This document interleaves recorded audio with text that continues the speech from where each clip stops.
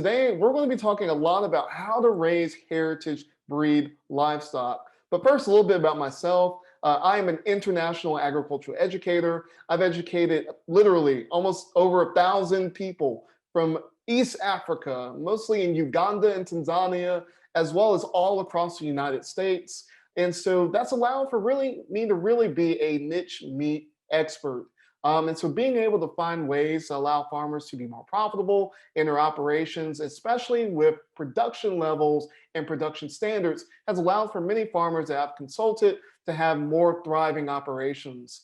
And so today we're going to be talking about how to thrive as an operation and some production standards to keep in mind when raising heritage swine. Some people might ask, what is heritage swine? What exactly does that entail?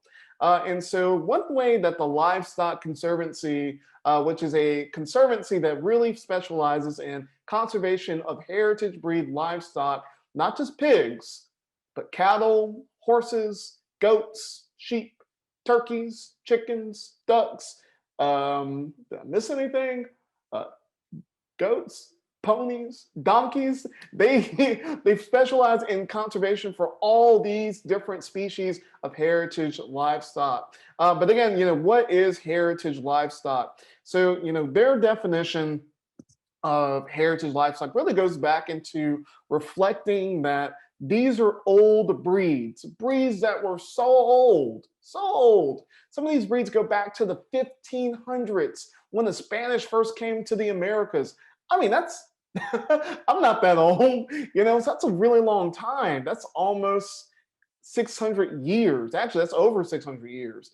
And so being able to work with these breeds that were developed by the early explorers, by the early settlers, and then from there by Native American populations and African American populations, really allowed for the breed to thrive in an era where there was no such thing as modern agriculture. There was no such thing as industrial agriculture.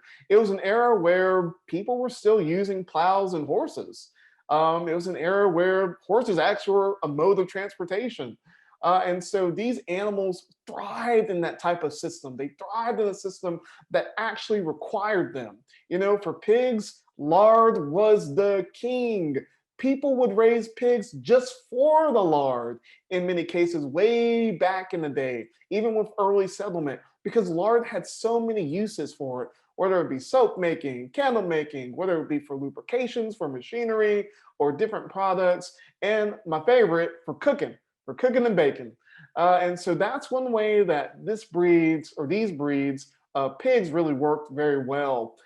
These breeds go back to times where you're not having to worry about a lot of inbreeding, not necessarily that. Also, not having to worry a lot about making sure that oh, I got to make sure my livestock's in the barn.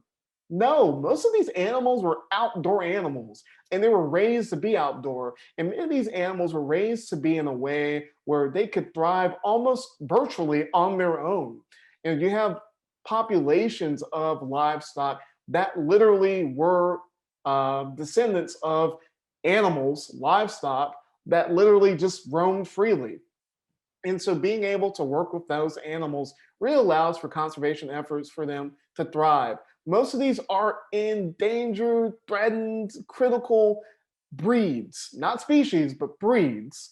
And because of that, we want to make sure that we can do whatever we can to conserve them. So through this course, I'm hoping that you're able to see the value of heritage breed animals. And I'm going to train you on how to properly understand these breeds. Are very different than a lot of the commercial modern pig farm breeds that you normally see, the white pigs that people like to use. These breeds are a little special. They require a little bit of extra knowledge and husbandry skill to make sure that they are thriving in the environments that you have for your operation.